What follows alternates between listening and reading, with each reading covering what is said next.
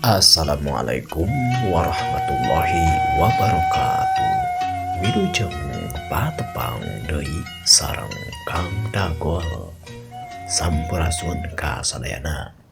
Urang teraskeun deui carios dina lalakon Rusia Pasir Demit bagian ka-5. Hancak carita anu parantos kalangkung.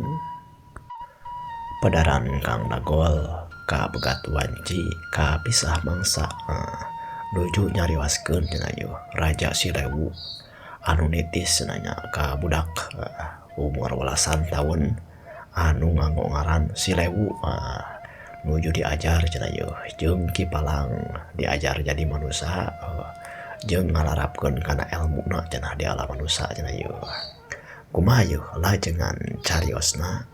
Mangga kasadayana cara ketan.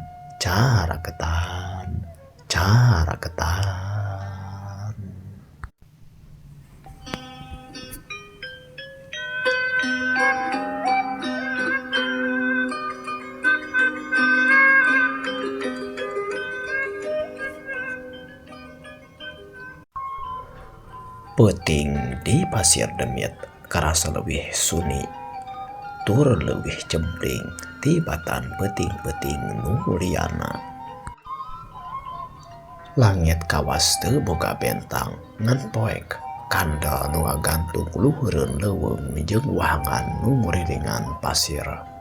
Angin teu pati ngagelepug ngan ukur ngahiliwir tapi hawa tiisna nepi ka tembus kana tulang sumerep kana sungsung balung. Silewu nantung di tengah buruan dambal sukuna nincak kana taneuh baseuh. Panonna peureum napasna diatur lalaunan. Ki Palang lempang lalaunan ngurilingan ka eta budak anu umurna 12 tahun teh.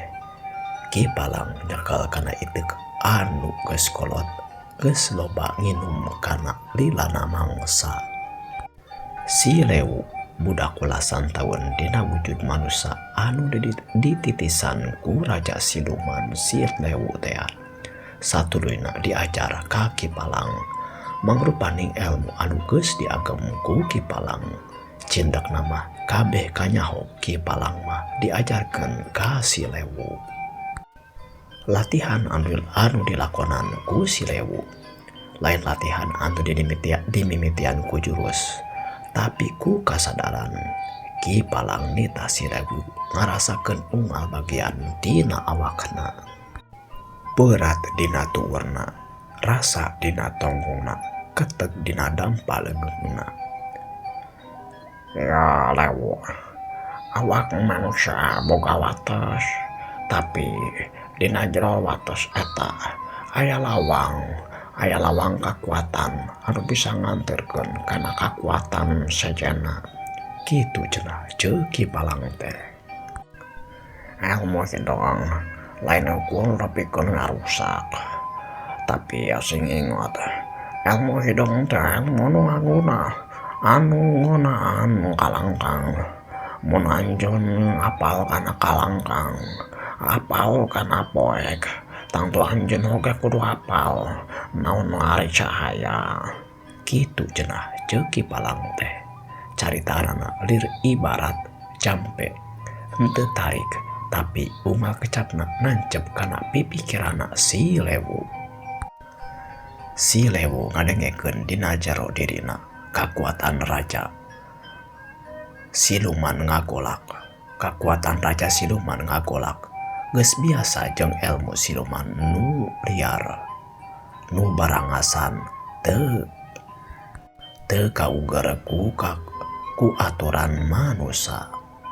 Atuh elmu siluman nu geus diagem ku Raja Silewu ayeuna ditambahan deui ku elmu Ki Palang anu sarua hideungna sarua sakti tur ajaibna kayaning elmu kadugalan ajian kajayaan jeung kanuragan ditambah jeung elmu sihir.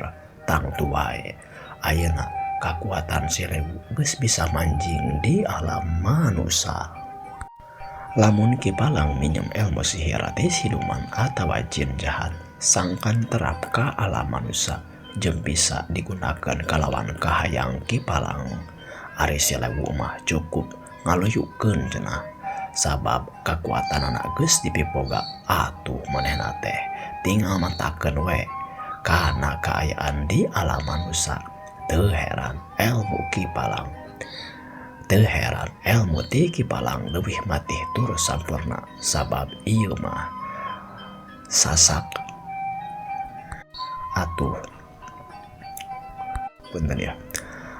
teu heran ieu ilmu kalawang teh ilmu Kipalang teh leuwih matih tur sampurna, sabab sasat kaluar ti sumberna. Dina hiji peuting Kipalang nitah Silewu macakeun hiji ajian anu eta ajian teh kawilang sakti. Dina ujaring ieu carita eta ajian teh disebut ajian cenah Braja Geni anu teu mahna lamun aya saban-saban perkara saban-saban barang anu diungkulan ku leungeun, nah eta perkara paeh atawa perkara anu hirup tangtu wae eta perkara teh bakal ngabeledug. Ku kituna ieu Silewu teh metakeun kana eta ajian Batara Geni teh leungeunna Silewu diungkul-ungkulkeun dituna dampalna dilep tongongna ka luhur dampalna ka handap ditibankeun kana eta batu atuh satuluyna mah ceker cenah eta batu teh langsung bola ngabeledug pinuh ku haseup. Malahan mah si Cekai jeung si Loyai oge ngarasa kaget tur luas sabab ningali kana kakuatan Silewu anu acan lila kurang tina sabulan tapi geus ngagem kana kakuatan ilmu kadugalan anu sakitu luhurna. Adah bahaya yo benar-benar aya nama yo ulah ti kalalaworanya lamun dika saperti lalawara cenah kamari-kamari aduh power kamari hungkul oge keur acan mah beboga kakuatan ujung alam manusia ieu disebut siluman teh geus sakitu gerakanna komodo ayeuna eta batu oge dika sakitu ngabeledugna teu Cekai bener euy ayeuna mah ulah lalawara sabab deui lamun urang ngomong supaya oge geuningan sok kadengieun yo ku Silewu teh komo ayeuna mah meureunnan anjeunna teh duh manehanana aduh bingung aing ngomongna euy mending manehanana mending anjeunna mending eneh anjeunna we atuh lah yeuh palalawur lah pokona mah bener we kitu cenah diantarana kunem caturna antara si Cekai jeung si Lenyai.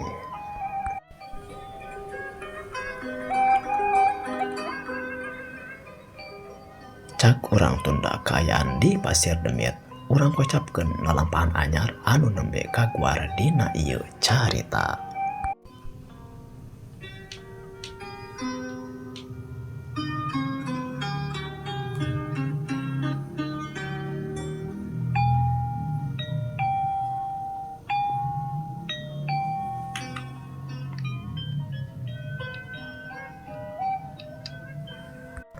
Kakocapkeun di dayeuh di hiji imah nu agreng lega pakarangna aya 5 urang jalma keur siap siaga we cenah nyangharepan saurang nonoman anu geus pasang kuda-kuda.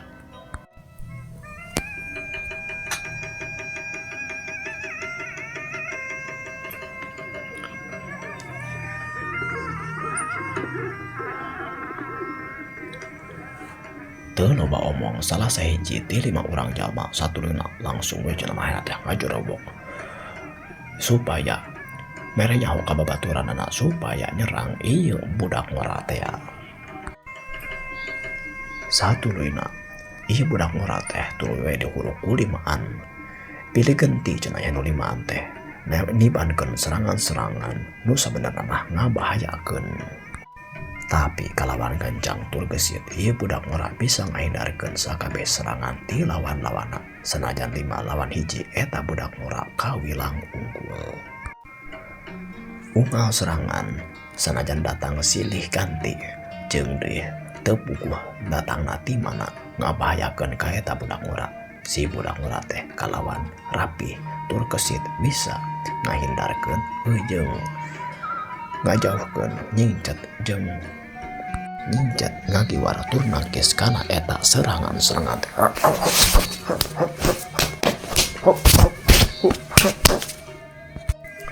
Sababaraha jongjonan eta kaayaan pakalangan teh keur we tarung kalawan saimang anu sabenerna mah deui limaan kateter sanajan ngalawan hiji jalma tur anu masih keneh ngora ngarasa kateter kulawan anaan ngarasa kateter kalawan dengor atawa teu make pakarang. Jalma nu lima teh satuluna ngagunakeun ka pakarang. Aya nu ngagunakeun kobang cenah alias pedang teh meureun. Aya nu ngaluarkeun bedog panjang tur aya oge anu make tumbak. Malahan mah aya oge anu ngagunakeun gegenir sagala rupa. Anu satuluna mah ieu lima teh terus-terusan we nyerang ka si budak ngora anu masih keneh lengora teu ngagunakeun pakarang. Siot-siot cenah pakarang teh sing sariet ting kolepat ngancem-ngancem ditibankeun cenah ieu pakarang teh ka awakna ieu jalma budak ngora teh.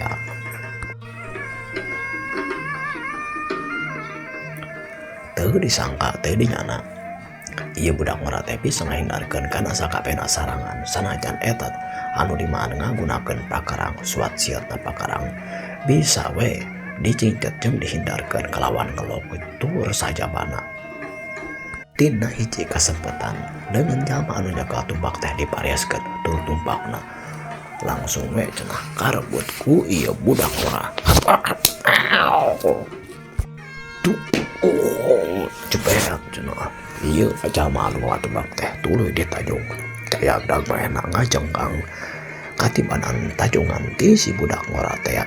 Satuluyna eta tumbak teh dipake nangkis kana serangan-serangan anu tuluy-tuluyangan ngancem ka manehanana. Gerakanana gancang tapi diukur saperluna jeung sabutuhna. Gagang tumbak dipake leuwih remen tibatan mata tumakna. Kalawan waktu nu teu lila opat urang jalma geus ting jarung kewe sabab katibanan hanteman pangemuga gagang tumbak teh.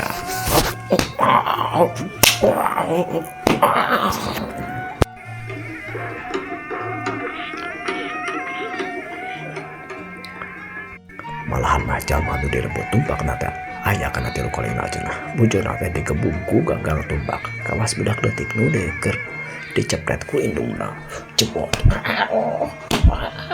Aduh ampun. Atuh tang tuai ieu jalma teh adu-aduan tur minta ampun. Keyup apu KPG eueuh nu bisa ngalawan kaula ceuk eta budak ngora sembung watur ngahina kalima urang lawanna. Dina kaayaan kitu kacelong cenah saurang aya nu ngajelong kana pakalangan nu satuluyna nyerang deui we ka ieu ka budak ngora teh.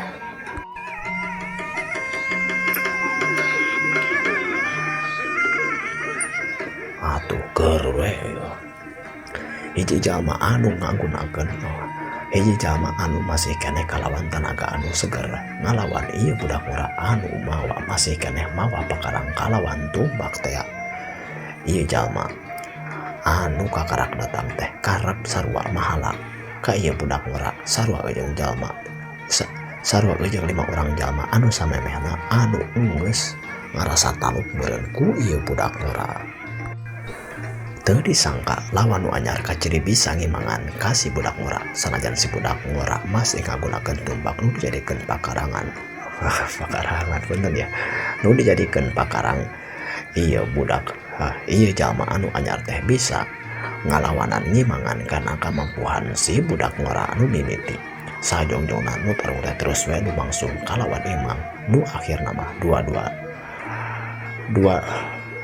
dua nana areureun malah napasna ge pating haregak. Sanajan katingalina mah diatur tapi capekna mah tetep we masih keneh kaciri.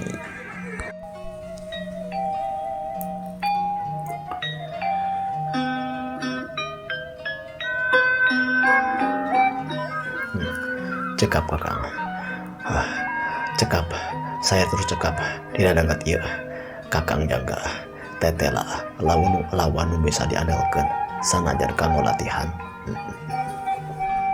Nah cehan latihan teh sanes gitu kakang kaulah sata tanaga sesa ngatos ngalawan 5 orang sanajan seperti itu lawan oge atuh eta meureun keuyeub apu unggul lain punten kakang tapi da diteraskeun oge tos katingali kakang nu bakal langkung unggul geus karasa capek meureunannya tapi sabenerna mah ulah tika seperti gitu anjeun kudu loba latihan utama nama bisa ngatur kana tanaga jeung supaya bisa we lumangsung tarung kalawan tanaga anu panjang tangtu wae kakang tapi kanggo danget ieu cekap pula keun atuh ari karep kitu mah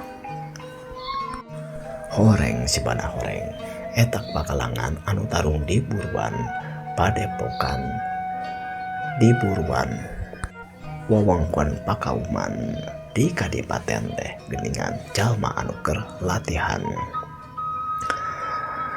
salah sahiji raden atawa kegedean Kadipaten anu nu keur latihan satu-satulina sararea rareureuh di sisi buruan pakarangan Pakauman Kadipaten nu ieuh ku tatangkalan nu tangtu wae dihaja dipelak di eta wewengkon Raden Kurta katelahna jalma budak ngora anu samemehna tarung jeung 5 urang teh satulina manehanana nyarita kakang jangga kumaha beja pusaka kujang sareng iraha mulang ti panyabaan teh nu disebut jangka satulina ngawaler nembe dongkap teras ningali nu keur latihan ngiringan we mung perkawis kujang mah teu acan aya beja anu pasti mung ari laratana mah aya katingal tah kumargi eta kula karep repangan aden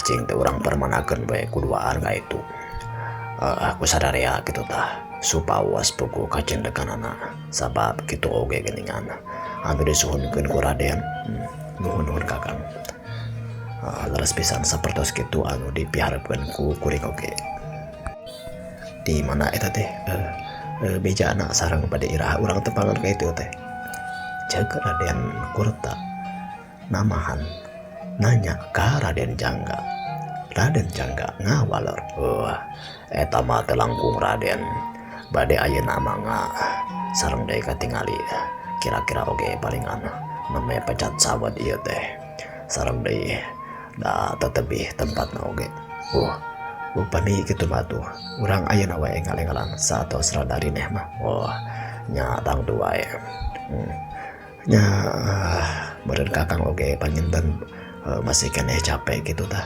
urang rineh heula eta mah teh langkung Aden arek ayeuna langsung mangga tapi teu sae lamun teu gentos heula anguan raksukan piraku sapertos kitu arek nyanyabaan tangtu urang babahanan heula sasadiaan heula mangga atuh ari kitu mah satuluyna mah sanggeusna cenah rareureuh satuluyna ieu Raden Jangga tur Raden Kurta teh sasadiaan siap-siap arek muru ka hiji tempat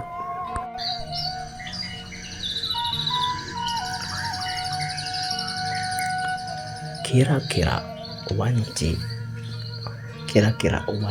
kalangkang satangtung atawa kira-kira wanci asara duaan geus nepi we kana ka hiji lembur marahan mah satuluyna langsung we muru ka hiji imah anu dituju ku eta 2 urang ti dayeuh teh nyaeta Raden Kurta jeung Raden Jangga Ki Dirga katelahna salah sahiji panalungtik Ki Jangga geus ngabejaan cenah ka Raden Jangga yen aya hiji aki-aki di lembur eta anu nyahun kana lusiahna Kujang Wulung pusaka anu eukeur rame di teteangan sabab aya hiji kegedean di nagara ti kerajaan Sugana atau kumaha hiji Raden anu milarian eta pusaka Raden Kurta jeung Raden Jangga karep cenah arek miluan neangan kana eta pusaka Kujang Wulung teh waktos mah waktosna barang terus cekap kang episode nu ayeuna kumaha lajengan cariosna mangga diteraskeun nya ye dina video-video saterasna wilujeng patepang deui permi.